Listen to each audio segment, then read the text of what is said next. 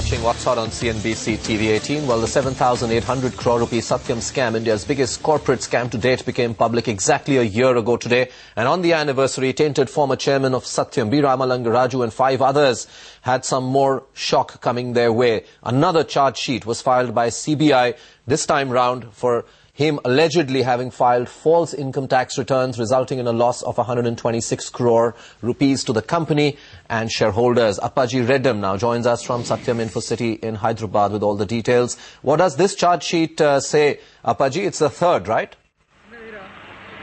Yeah. In its fresh charge sheet, the CBI has accused B. Ramalinga, Raju and 5 others of filing false tax returns and creating false sales invoices and false fixed deposit slips. In doing so, they caused about 526.37 crore additional liability for Satyam Computers. In addition to that, by using Section 90 and 91 of Income Tax Act, the accused had shown high remittances in foreign countries to escape tax in India. At the same time, they have underreported the company's revenue, especially the income from the fixed deposits, the fake fixed deposits in banks, to escape tax abroad. In addition to that, they have also shown 329.58 crore crores of rupees as overseas tax paid while filing returns in India. In another manipulation, the accused had also not claimed refund of TDS and indulged in dishonest tax payment and caused losses to the tune of 127.56 crore to Satyam Computers.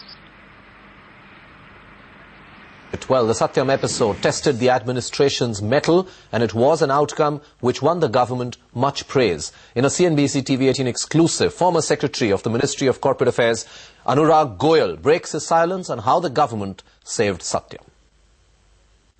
Well, you know, when the day dawned on January 7 last year, Satyam was India's 4th largest IT company.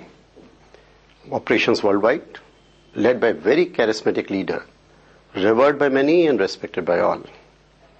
And at 11:32, I think almost exactly to this moment a year ago, I received a phone call and an email from Chairman SEBI informing me about the communication Raju had sent to a lot of people.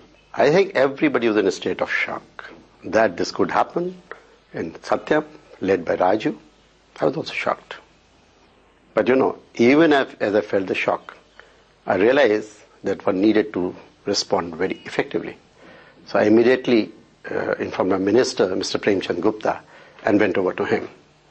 And then we got cracking, in sync, hands on. So what you're really saying is that by lunchtime, possibly in an hour or so after you heard of this, a certain plan of action was already being put in place. So what really happened then? Well, we were fast, but not that fast, honestly, because we were talking and we had all the media descending on the minister's office, and we had no information. So we had to find the information. We had to get cracking on starting the investigation and the inquiry. We had to collect information from all over. We had to look at our options. There was no precedent. But by the evening, we had some idea of the kind of dimensions. But to be honest with you, in a personal level, I think it was only at midnight that I got the time to sit down quietly to myself and think it through. A lot of factors. I'll mention a few only. See, it is a hit on the IT company, a fraud hit on an IT company, US dollar 1.5 billion, rupees 7,300 crore.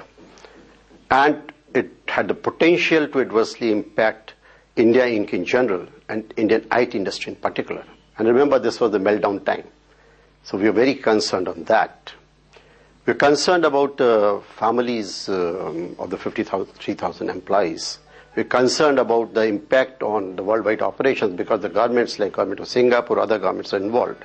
There were mission critical things being done by Satyam for many people. In fact, this was the reason that during the day itself, the minister and I had agreed that apart from investigating, which of course there is a way of doing, we needed to save the company. In other scandals across the world, there was never an effort to save or rescue the company in the manner it was done, and we'll come to that subsequently. But what you are really telling us now is that within the first few hours, it was decided the government will save Satyam? Yes, I think a lot of factors. As I said, its impact on the IT industry, the impact on the India Inc., the impact on India's image abroad as a investment destination.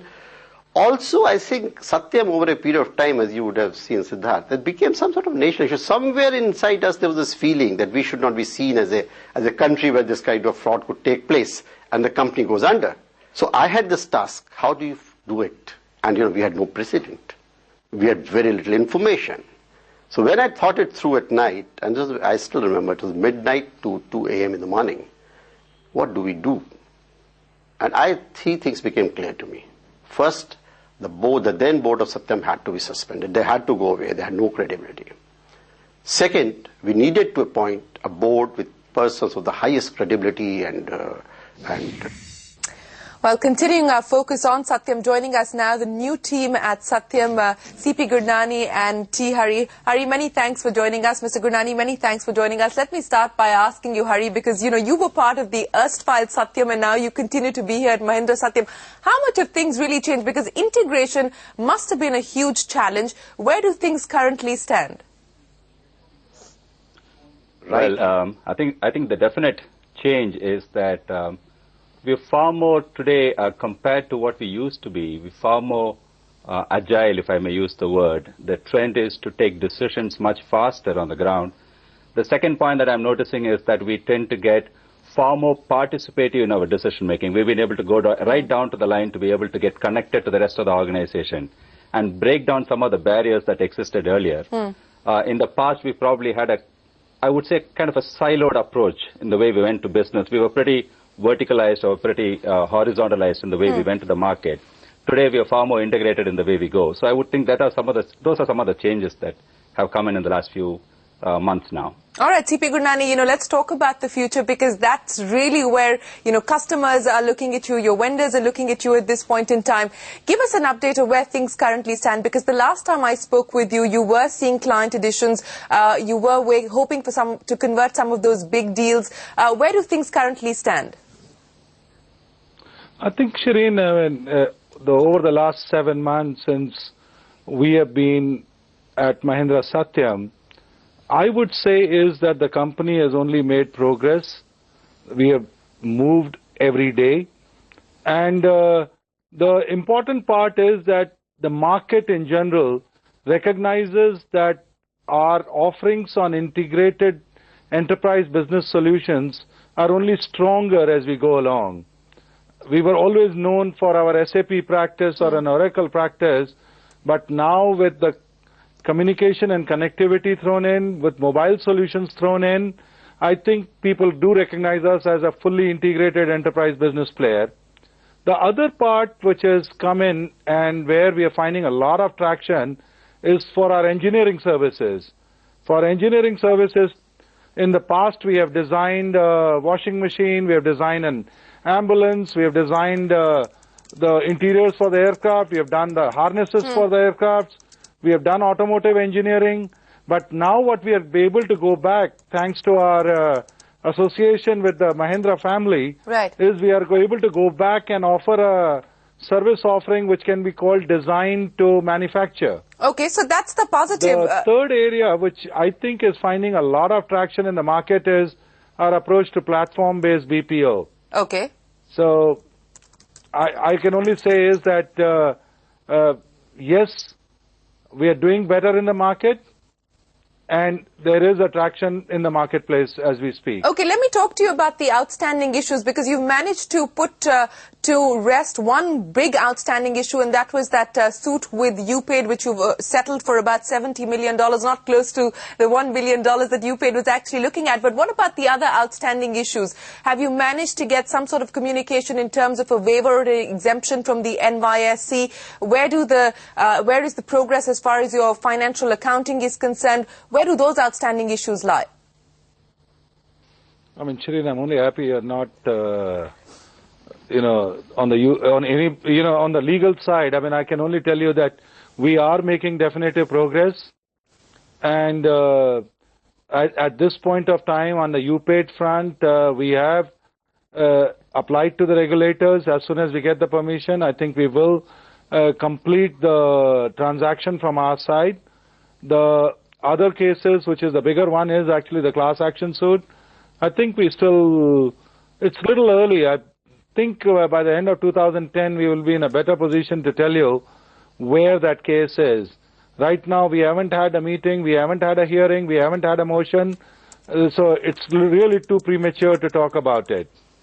Okay, too premature to talk about the class action suits, but Mr. Gurnani, you know, a lot of talk on the possibility of a merger with Tech Mahindra, when that could actually happen. I know we've spoken in the past about this, and both you and Mr. Nair say that, you know, when these legal issues are sort of put to rest, that's when you can look at a definitive timeline. Where do things currently stand?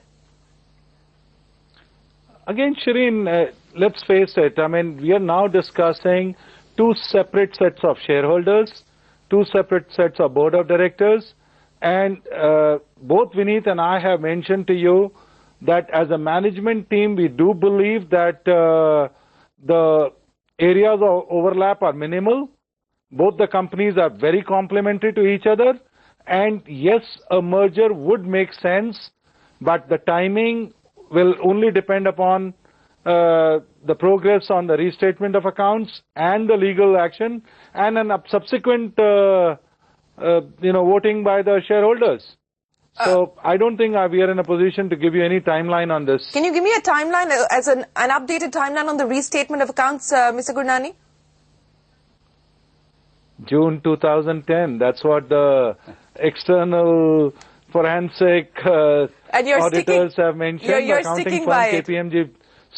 Yeah, so KPMG believes that it will be stated before June 2010, and I'm definitely going back with their commitment. All right, Mr. Gurnani, Hari, many thanks for joining us. We wish you the very best of luck going forward. Thank you for your time on What's Hot. Well,